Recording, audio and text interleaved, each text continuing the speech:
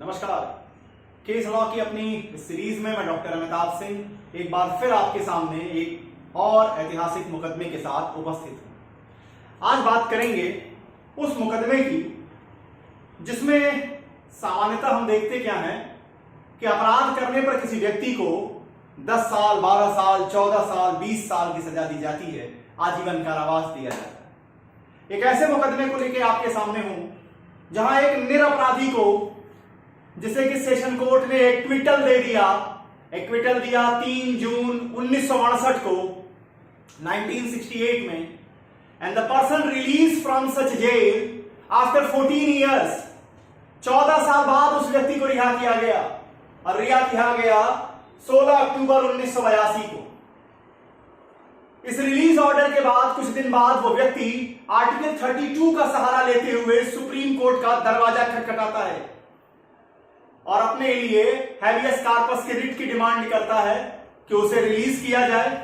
इसके साथ ही वो कंपनसेशन की बात करता है, इसके साथ ही वो रिहैबिलिटेशन की बात करता है, इसके साथ ही वो उन जितने भी उसके एक्सपेंसेस हो रहे थे उन एक्सपेंसेस को ये कहता है स्टेट गवर्नमेंट से उसे दिलाए जाएं। इन सारी डिमांड को लेकर के सुप्रीम कोर्ट केस पहुंचती है Rudal Shah versus state of Bihar. 1983 का यह मुकदमा है।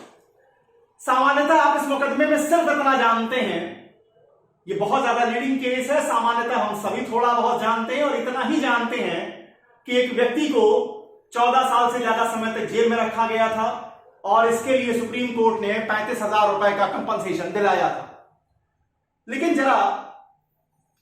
जरा एक बार इस नए एंगल से जरा इस केस को देखिएगा, जरा ये समझने की कोशिश कीजिएगा कि क्या इसमें सिर्फ और सिर्फ स्टेट गवर्नमेंट की ही गलती थी या इसमें माननीय एडिशनल सेशन जज मुजफ्फरपुर, उन्होंने जो एक लाइन अपने जजमेंट में कोट की है जिसे मैं आपके सामने रखूंगा, आपको यह पता चलेगा कि कोई भी सेशन जज, एडिशनल सेशन जज क्या इतनी भयंकर भूल कर सकता है, क्या इतनी भयानक गलती कर सकता है।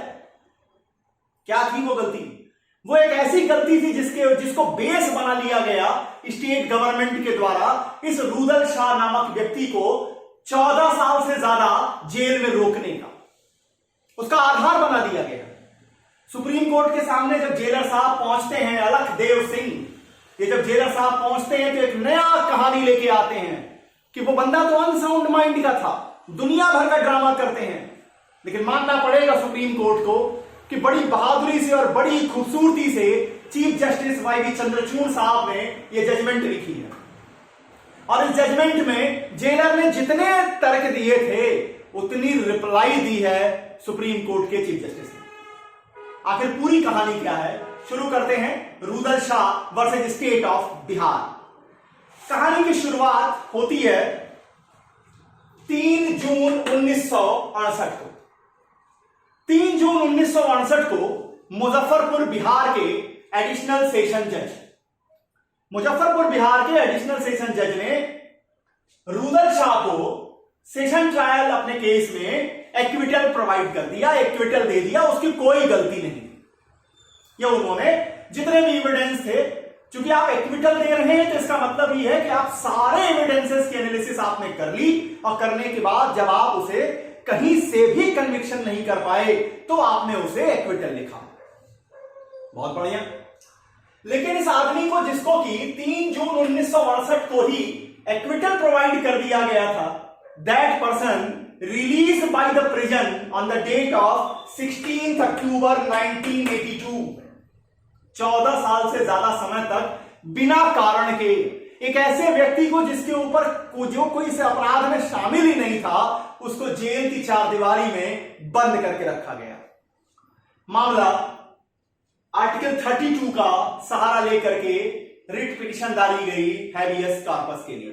हैबियस कॉर्पस का मतलब produce the person before the court. एक ऐसा व्यक्ति जिसको कि अरेस्ट में रखने का या प्रिजन में रखने का या किसी की कस्टडी में रखने का कोई लॉफुल ग्राउंड नहीं है, तो आप आर्टिकल 32 में या 226 में सुप्रीम कोर्ट और हाई कोर्ट के सामने उनका दरवाजा खटखटा सकते हैं, हैबियस कॉर्पस के रिट डिमांड कर सकते हैं। यहां भी डिमांड की गई। जब डिमांड की गई तो गवर्नमेंट की ओर से अद्भुत आंसर दिया गया कि साहब 1983 में ये लोग आए थे, उन्होंने कहा कि हमने तो 16 अक्टूबर को ही रिलीज कर दिया, अब तो ये इनफेक्शियस हो गया है, अब इसमें कुछ बचा नहीं है।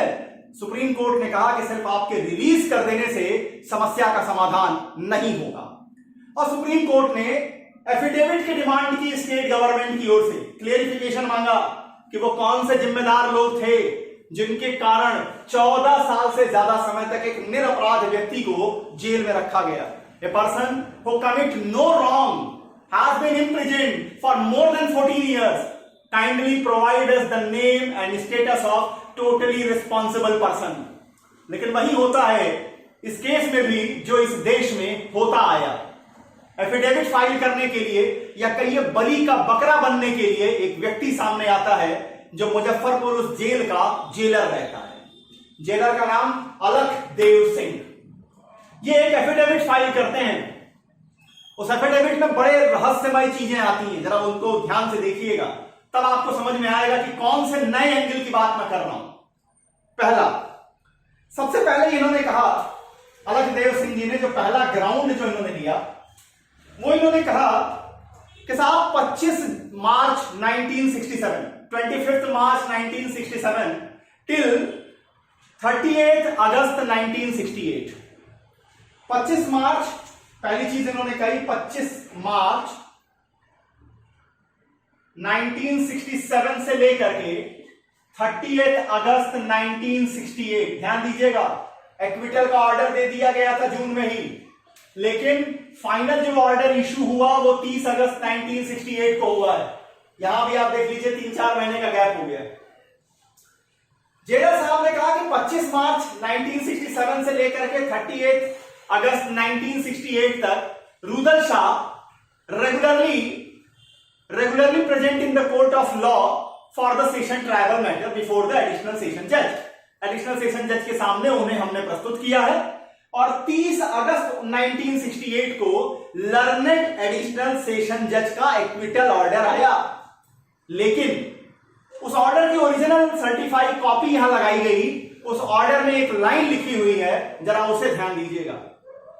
इन एडिशनल सेशन जज साहब ने लिखा, the accused is acquitted, the accused is acquitted, but he should be detained in prison till further order of the state government and IG prison Bihar.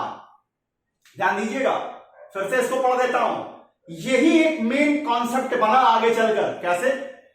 Additional session जज साहब लिख रहे हैं, the accused is acquitted but he should be detained in prison till further order of the state government और IG prison Bihar.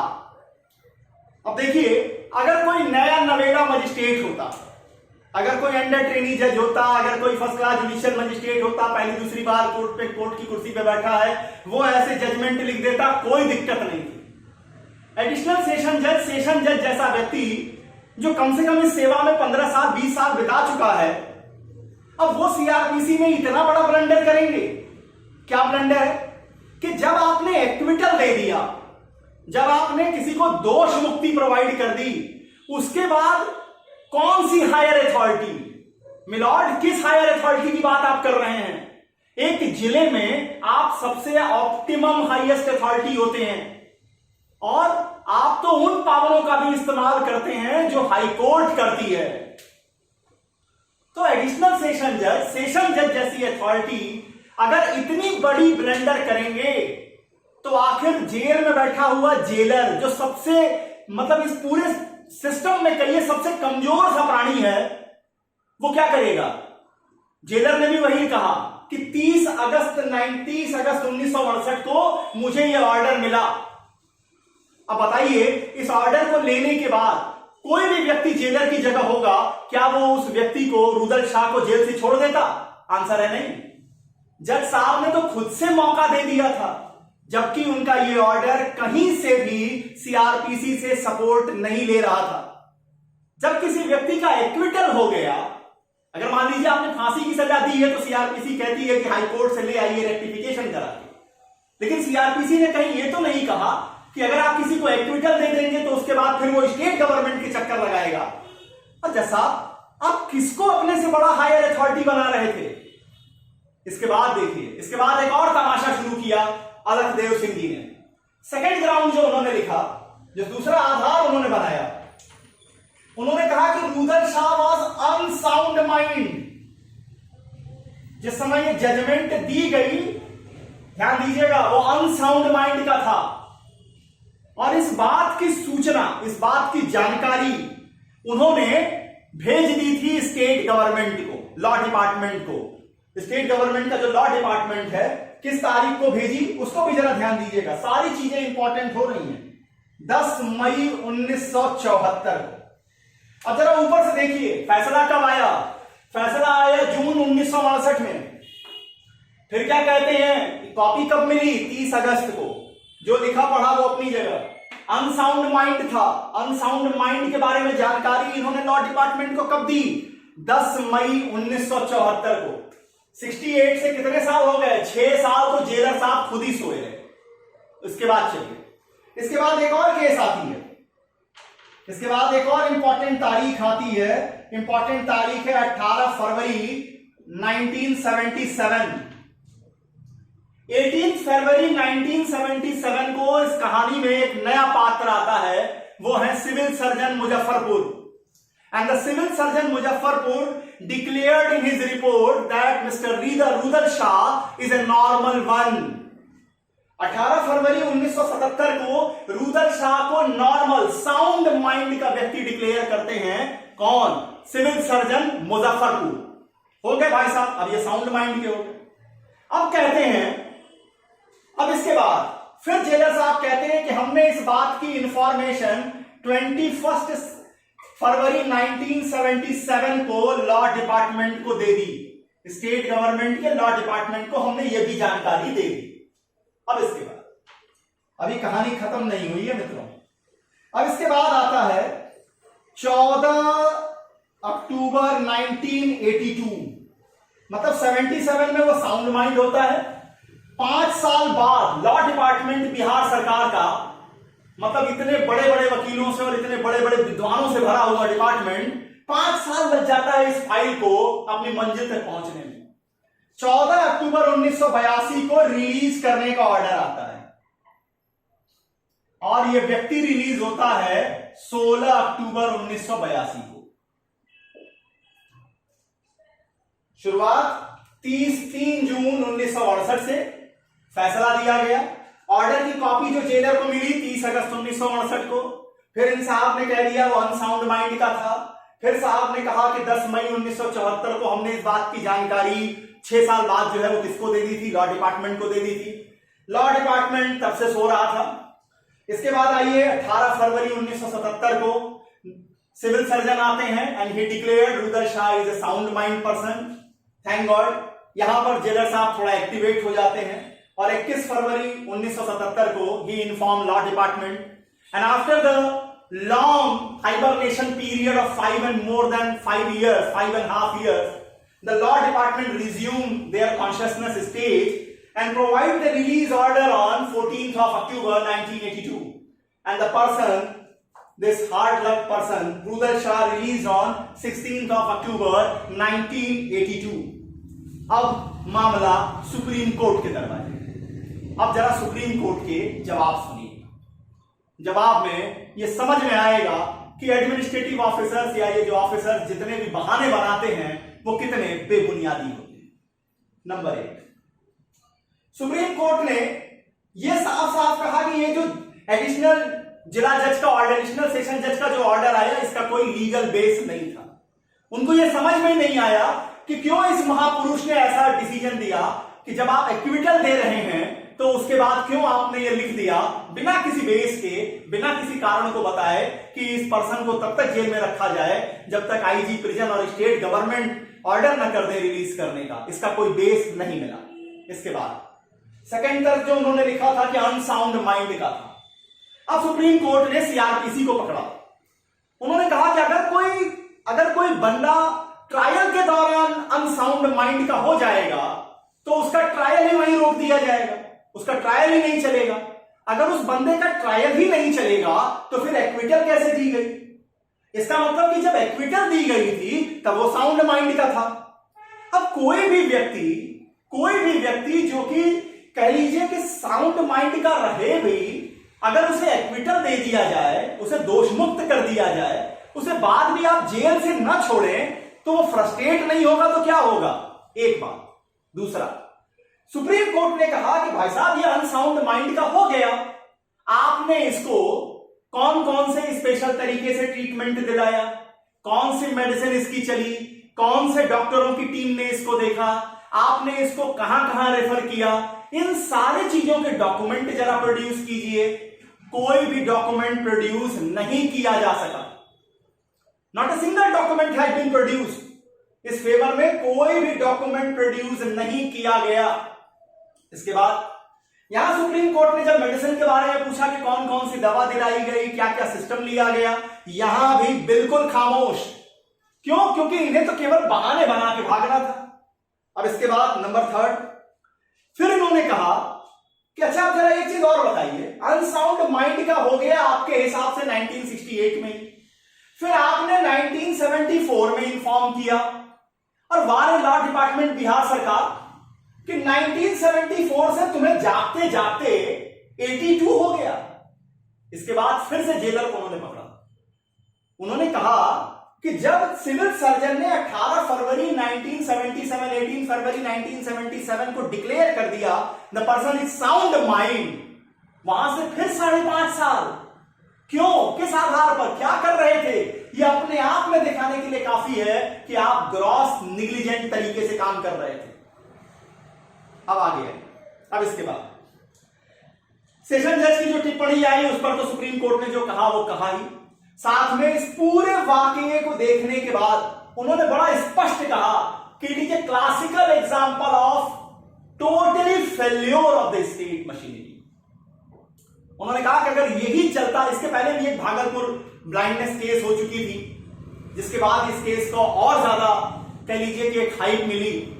इस मुकदमे में supreme court ने एक तरफ तो ये माना कि ये सारा जो ड्रामा उनके सामने किया गया है ये सब कुछ क्या है, बेकार का है, इसमें पीछे कोई ग्राउंड नहीं बनता है, और कहानी को आप भी जरा सिलसिलेवार मिला के देखिए तो लगेगा कि ये सब केवल और केवल एक्सक्यूज लेने का तरीका था। अब आइए इस मुकदमे का एक और लीगल पहलू है। वो लीगल पहलू है कि सुप्रीम कोर्ट ने इसमें स्कोप ऑफ आर्टिकल 32 को डिस्कस किया कि 32 का क्या डायमेंशन हो सकता है। अब देखिए क्यों इसकी जरूरत पड़ी, क्योंकि जो बिहार गवर्नमेंट की ओर से रिप्लाई देने के लिए वहां एडवोकेट थे, उन्होंने कहा कि साहब हैबियस कॉर्पस की रिट है रिलीज करने के लिए, हमने तो पहले ही रिलीज कर दिया है, हमने तो इसे अक्टूबर में ही रिलीज कर दिया है, तो अब आपको कोई ग्राउंड ही नहीं बनता है, अब तो ये मामला यही खत्म हो जाना चाहिए। सुप्रीम कोर्ट ने कहा कि हम जो है यहां पर देश के नागरिकों के फंडामेंटल राइट्स को प्रोटेक्ट करने के लिए बैठे हुए हैं, और जहां इतना ग्रॉस वायलेशन हो रहा हो वहां सिर्फ एक व्यक्ति को रिलीज कर देने मात्र से हम ये नहीं मान लेंगे द मैटर इज ओवर। इसलिए इसने जो इसके रिहैबिलिटेशन की बात की है, जो इसको एक्स ग्रेशिया कंपनसेशन की बात की है, इन सारी बातों को भी कवर किया जाएगा। अब इसमें वो आर्टिकल 32 को एक्सप्लेन कर रहे थे। आर्टिकल 32 का मतलब कि सुप्रीम कोर्ट इंपावर्ड है फंडामेंटल राइट्स के वायलेशन के केस में कोई भी ऑर्डर देने के लिए, कोई भी कह लीजिए कि एक तरीके से अपनी गाइडलाइंस इशू करने के लिए, या कह लीजिए कि 5 तरीके 6 तरीके की जो रिट है उनको इशू करने की, हैबियस कॉर्पस की, मेंडेमस की, सर्सोराई की, या कह लीजिए कि को वारंटो की, या और उसके बाद प्रोहिबिशन के रिट्स, इनके जरिए फंडामेंटल राइट्स को एग्जीक्यूट कराने की जिम्मेवारी सुप्रीम कोर्ट के ऊपर डाली गई, और यह खुद भी एक फंडामेंटल राइट है। तो सुप्रीम कोर्ट ने यहां एक्सप्लेन करते हुए लिखा कि article 32 can't be used as a substitute for enforcement of rights and obligation which can be enforced effectively by civil or criminal courts। मतलब इन्होंने कहा कि आर्टिकल 32 को हम सब्स्टिट्यूट के रूप में डेवलप नहीं कर रहे हैं, हम ऐसा नहीं कर रहे हैं कि जो चीजें सिविल और क्रिमिनल कोर्ट में बड़े आराम से इफेक्टिव तरीके से आप लागू करा सकते हैं, हम उसको एक सब्स्टिट्यूट दे रहे हैं, उसका विकल्प दे रहे हैं आर्टिकल 32 के रूप में। उन्होंने कहा कि इस केस में भी रुदल शाह के पास ये ऑप्शन है इस मुकदमे के लास्ट में भी उन्होंने लिखा है कि रुदल शाह के पास ये ऑप्शन होगा कि वो इस जो भी एडमिनिस्ट्रेट जो भी ऑफिसर्स हैं जो इसमें इन्वॉल्व हैं इनके खिलाफ वो कंपनसेशन की केस फाइल कर सकता है। लेकिन यहां इस वर्तमान केस में उन्होंने सीधे सीधे इस बात को कहा कि it is a classical example of violation of article number 21। ये आर्टिकल 21 का ग्रॉस वायलेशन दिखाने वाली केस है, जहां एक व्यक्ति के लाइफ और लिबर्टी के राइट को बिना किसी प्रोसीजर स्टैब्लिश बाय लॉ के, कोई प्रोसीजर ही नहीं है, आपने बेमतलब का उसको 14 साल से ज्यादा समय तक जेल में रखा हुआ है। और इसके लिए उन्होंने कहा कि हमारे पास ये कैपेसिटी है, हम क्या कर सकते हैं, एस ग्रेशिया कंपनसेशन भी प्रोवाइड करेंगे रिहैबिलिटेशन को लेकर और जिसका एक्सपेंडिचर हुआ है उसके कारण। और थैंक गॉड कि यहां पर बिहार सरकार ने उसका अपोजिशन नहीं किया। बिहार गवर्नमेंट की ओर से पहले इन्हें 5,000 रुपए दिया जा चुका था। इसके अलावा सुप्रीम कोर्ट ने यहां रुदल शाह को 30,000 का कंपनसेशन और दिलाया। साथ ही ये भी कहा कि आप सिविल कोर्ट में जाकर के अपने कंपनसेशन के लिए सूट फाइल करने के लिए स्वतंत्र होंगे। आप वहां अपने वो जो रेमेडी आपको सिविल कोर्ट में अवेलेबल है आप उसका सहारा ले सकते हैं ध्यान से। लेकिन यहां एक चीज पे ध्यान दीजिएगा, जहां गलतियां स्टेट गवर्नमेंट की ओर से थी, जहां गलती जेलर के साइड से थी इंफॉर्मेशन देने में, चीजों को पहुंचाने में, वहां सुप्रीम कोर्ट ने बड़ी खूबसूरती से जजमेंट लिखा। लेकिन वो जो साहब एडिशनल सेशन जज साहब थे, देखिए जितनी बड़ी पोस्ट पे आप बैठेंगे उतनी बड़ी जिम्मेवारी होगी आपकी, उतनी बड़ी जिम्मेवारी आपकी होनी चाहिए। अब हम एक पियोन से उम्मीद नहीं कर सकते हैं कि वो एमडी के बराबर जिम्मेवार होगा, वो पियोन ही रहेगा। एक नया जुडिशियल मजिस्ट्रेट है, उसकी इस गलती को चलिए एक बार ओवरलुक कर जाएंगे कि नया लड़का है, नया बच्चा है, हो सकता है। आप एक सीमा के, आप एक उम्र के पड़ाव के बाद, आप एक एक्सपीरियंस रखने के बाद एडिशनल सेशन और सेशन जज बनते हैं, और वहां आप ऐसा ऑर्डर लिख रहे हैं जिस ऑर्डर का कोई लीगल बेस नहीं है। यहां पर यह मुकदमा और ज्यादा हिस्टोरिकल हो गया होता अगर सुप्रीम कोर्ट ने सिर्फ नजीर देने के लिए ही सही 1,000 रुपए का या 10,000 रुपए का या 5,000 रुपए का कंपनसेशन उन एडिशनल सेशन जज साहब की सैलरी से दिलाया होता रुदल शाह को। यह एक नजीर बन जाती, ये एक अलग नजीर बन जाती जुडिशियल ऑफिसर्स के लिए कि हम जब चेयर पे बैठे हुए हैं तो हम इस देश के लोगों के फंडामेंटल राइट्स के या कह लीजिए उनके अधिकारों के माई बाप नहीं है, हम भी पब्लिक सर्वेंट हैं। हमें भी यह समझ के चलना है कि we are here to serve the nation, we are not the masters of the nation. यह फैसला एक अलग डायमेंशन पे खड़ा हो जाता है। आपको क्या लगता है, क्या सचमुच में सुप्रीम कोर्ट को एडिशनल सेशन जज साहब के खिलाफ या कह लीजिए कि उनको इस तरीके के नैरेटिव देने चाहिए थे? कमेंट सेक्शन में आपके कमेंट्स का इंतजार रहेगा। उम्मीद करता हूं कि Rudal Shah versus state of Bihar AIR 1983 को समझाने का मेरा यह प्रयास सफल रहा।